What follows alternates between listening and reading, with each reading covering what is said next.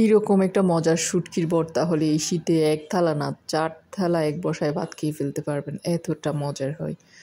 এই যে এখানে আমি দেখতে পাচ্ছেন ফাইসিয়া শুটকি যেটা, সেটা নিয়েছি এখানে প্রায় 10-12টার মতো।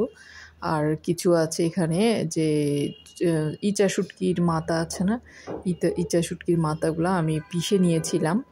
এখন শুটকি সব যে পাতলা শুটকি ফাইসিয়া শুটকি, এটা আমি কিন্তু ধুয়ে নিয়েছি, পরিষ্কার করে ব্লেন্ড করে নিব একটু পানি দিয়ে।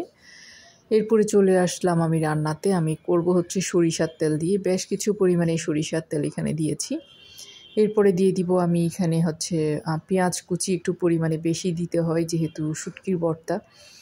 আর এই ভর্তাটা অনেক দিন কিন্তু আপনারা নিচে রেখেও খেতে পারবেন, নষ্ট হবে না। এরপরে দেখতে পাচ্ছেন রসুন দিয়েছি আমি, বড় বড় বেশ কিছু রসুন একটু থেতলে নিয়েছি যাতে রসুন থেকে ফ্লেভারও বের হয়, আবার রসুনটা সফট হতে পারে, যেহেতু রসুনের কোয়াগুলো অনেক বড় বড়, ইন্ডিয়ান রসুন যেগুলো আর কি। আপনারা চাইলে দেশি রসুন দিয়েও করতে পারেন, ছোট ছোট কোয়াগুলো দিয়ে। খুব ভালো করে একটু নেড়ে ছেড়ে হালকা একটু ব্রাউন করে নিয়েছি আমি রসুনগুলা। তারপর হচ্ছে সেই যে ব্লেন্ড করে রেখেছিলাম সেই শুটকিগুলো আমি এখানে দিয়ে দিচ্ছি। শুটকিগুলো আমি দিয়ে দিলাম, দেখেন অনেকটা পরিমাণে হয়েছে। এগুলো কিন্তু একদম কমে যাবে আস্তে আস্তে, যেহেতু একটু ব্লেন্ড করেছি পানি দিয়ে, সবগুলো মিলিয়ে একটু বেশি হয়েছে। কিছুক্ষণ নাড়াচাড়া করার পর দেখবেন এটা একদম কমে যাবে। এই যে কিছু নাড়াচাড়া করার পর এখন দিয়ে দিয়েছি স্বাদ মতো লবণ। এরপরে হলুদ দিয়েছি অল্প একটু, কালারটা সুন্দর আসবে। তারপরে দিয়ে দিব আমি এখানে মরিচের গুঁড়া। মরিচটা সবসময় বেশি দিতে হয়, কিন্তু আমি পরবর্তীতে আরও চেক করে দিয়েছিলাম মরিচ। এরপরে জিরা গুঁড়া দিয়েছি 1 চা চামচ, আর হচ্ছে ধনে গুঁড়া দিয়ে দিব আমি প্রায় 2 চা চামচের মতো। এটা আমি ভালো করে ঠেলে একটু এভাবে করে গুঁড়া করে নিয়েছি আর কি।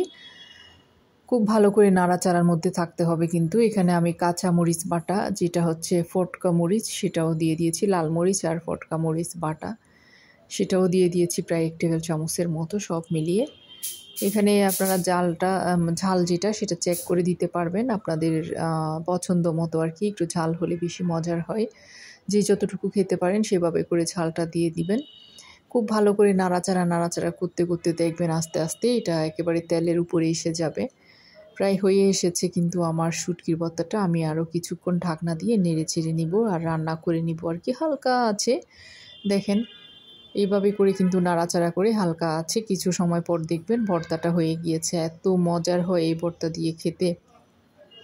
এটা আপনারা একটা বয়মে করে নর্মাল ফ্রিজেও রাখতে পারবেন, অথবা নিচে রাখলেও কিন্তু অনেক দিন থাকবে, কোনো কিছু হবে না, নষ্ট হবে না। কোনো কিছু না থাকলে এই ভর্তা দিয়েই কিন্তু আপনারা 2-4 প্লেট ভাত খেয়ে ফেলতে পারবেন, এতটাই মজার হয়। ভালো লাগলে লাইক কমেন্ট শেয়ার করবেন। এই যে দেখেন এটা ঠান্ডা করে তারপর হচ্ছে আমি এখন বয়মে করে রেখে দিব। আসসালামু আলাইকুম।